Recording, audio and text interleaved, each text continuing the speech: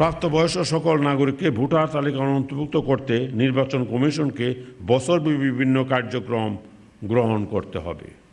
এই বিষয়ে স্থানীয় জনপ্রতিনিধি, সাংবাদিক, শিক্ষক, সিভিল সোসাইটির সদস্যগণ, মসজিদের ইমাম সহ সমাজের গণ্যমান্য সকল ব্যক্তিবর্গকে এগিয়ে আসার জন্য আমি আহ্বান জানাচ্ছি। জনগণের শিক্ষার হার বৃদ্ধির সাথে সাথে ভোটার তালিকাভুক্ত হওয়ার হার ক্রমশ বৃদ্ধি পাচ্ছে। তারপরও দুর্গম, হাওর, চরাঞ্চল ও পাহাড়ি অঞ্চলের নাগরিকগণের জন্য বিশেষ কার্যক্রম গ্রহণের জন্য আমি নির্বাচন কমিশনকে আহ্বান জানাচ্ছি।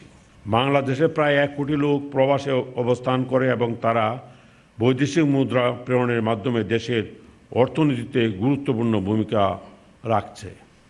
কিন্তু এদের অনেকের জাতীয় পরিচয়পত্র নেই।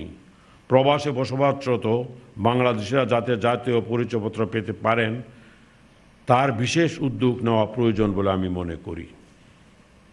এটা সম্ভব হলে প্রবাসীদের নাগরিকত্ব সহ তাদের রাষ্ট্রীয় সুযোগ সুবিধা প্রাপ্তি সহজ হবে।